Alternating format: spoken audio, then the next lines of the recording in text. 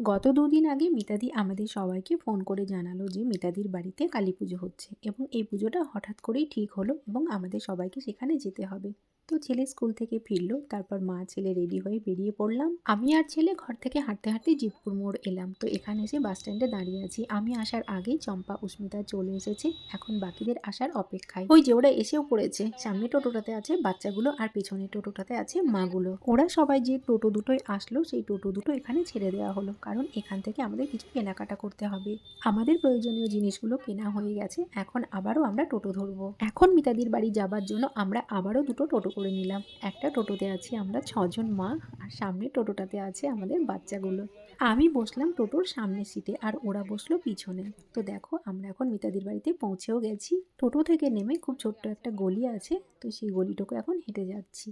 আমাদের এখানে পৌঁছানোর কথা ছিল আরও আগে। ভেবে রেখেছিলাম ৫টার মধ্যে মিতাদির বাড়িতে আমরা সবাই চলে আসব, আবার ৬:৩০টার মধ্যে এখান থেকে বেরিয়ে যাব। ওদের টিউশন টাইম ৬টা ১০ হলেও স্যারের কাছ থেকে ম্যাক্সিমাম ৬:৩০ অবধি সময় নেওয়া আছে। এই সময়ের মধ্যে পৌঁছাতে পারলে স্যার ওদেরকে পড়াবেন, নতুবা বাড়ি চলে যাবে। এখানে আসতেই যেহেতু আমাদের ৬টা বেজে গেল, তাই আর মনে হচ্ছে না যে ৬:৩০টার মধ্যে স্যারের কাছে আর পৌঁছাতে পারবো। সেই কারণে একবার ঠিক হলো যে টিউশন পড়িয়েই না হয় এখানে আসবো, কিন্তু সেটা আবার আস্তে আস্তে ৮টা বেজে যেত এবং বাড়ি ফিরতে ফিরতেও কমসে কম ১০টা তো বেজে যেতই, সেটা অনেকটাই রাত্রি হয়ে যেত। এই যে মিতাদির বাড়িতে ঢুকেই মাসিমা মানে মিতাদির মায়ের সাথে দেখা এবং ওনার সাথে একটু কথা বলে নিলাম। তারপর সবাই মিলে আমরা এখন ঘরে এসে বসলাম। ছেলে মেয়েগুলো খাটের উপর উঠে গিয়ে বসলো, আর আমরা মায়েরা কেউ খাটে কেউ চেয়ারে বসলাম।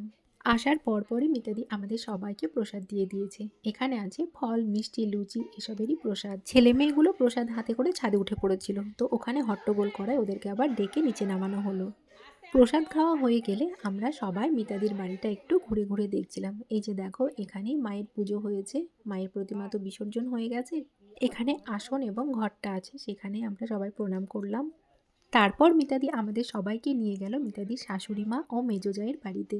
সবার বাড়ি ঘুরে ফিরে দেখে এসে আমরা এখন বসে পড়েছি খেতে।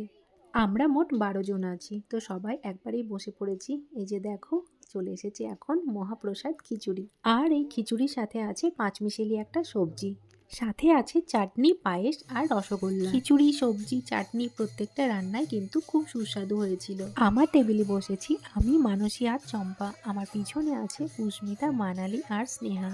আর ছেলেগুলো আছে আর একটা টেবিল পিছনে। আমাদের সবার খুব সুন্দরভাবে খাওয়া দাওয়া হলো। এখন তো বাড়ি ফিরতে হবে, চলে এলো বাড়ি ফেরার পালা। ফেরার সময় দুটো টোটো একসাথে পাবো কি পাবো না সেই ভেবে দাদাভাইকে বলা হয়েছিল দুটো টোটো করে দিতে, তো দাদাভাই দুটো টোটো করে দিয়েছে, সেগুলো রাস্তাতেই দাঁড়িয়ে আছে। এখন আমরা ফিরবো। আমরা যখন ফিরছিলাম তখন মিতাদির বাড়িতে হরিনামের আসর বসেছে, তো তারই একটু ভিডিও আমি করে নিয়েছি। টোটো করে বাড়ি ফেরার পথে দেখছি যে হরপার্বতী চলেছেন মণ্ডপে, কারণ আগামীকাল হলো মহাশিবরাত্রি। যদিও এই ভিডিওটা তোমরা শিবরাত্রির দিনই দেখবে। মহাদেব তোমার আমার সকলের মঙ্গল করুন। এখন রাত্রি ৮টা বাজে। আর আমরা এখন ফিরলাম মিতাদির বাড়ি থেকে। মিতাদির বাড়িতে কালী পুজো ছিল, তো সেখানেই সবাই মিলে খুব আনন্দ করলাম, সন্ধ্যাটা কাটালাম। ছেলের টিউশনটা যদিও আজকে কামাই হয়ে গেল।